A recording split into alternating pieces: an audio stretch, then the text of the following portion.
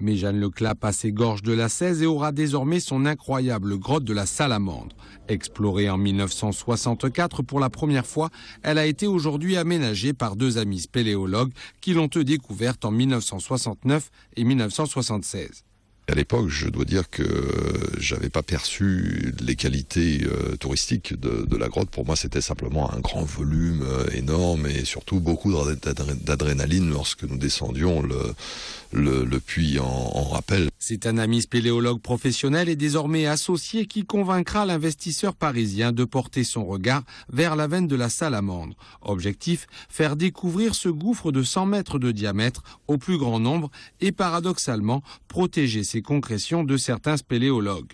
Il n'y a pas une photo de la Grande Salamandre où les spéléos ne sont pas sur la concrétion. Et en réalité, on a sali cette cavité. On l'a. Et moi, j'avais un rêve depuis des années, c'était de karchériser la Grande Salamandre. Parce que je trouvais ça aberrant qu'on soit tout le temps en train de monter sur les concrétions. Et depuis que je joue avec un karcher dans la Grande Salamandre, parce que c'est ça que ça m'a permis de faire, et ben voilà les vraies couleurs. Parce que pas un spéléo n'a vu les couleurs de la Grande Salamandre. Aujourd'hui, les concrétions s'offrent sous leur couleur originelle, mais sont aussi magnifiées par une mise en lumière du site. Un site accessible aux personnes à mobilité réduite, mais aussi en rappel par le puits d'entrée originel de la veine. Regardez la descente, c'est un puits de 50 mètres qui crève le plafond à 30 mètres du sol.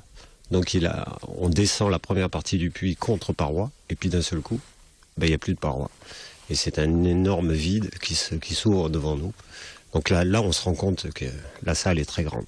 Une salle dans laquelle vous pourrez découvrir stalactites, stalagmites, orgues et draperies, ainsi que particularité du site, d'énormes piliers effondrés, probablement suite à des tremblements de terre. Des mystères géologiques façonnés par l'eau à découvrir pour la première fois à compter du 1er juin prochain.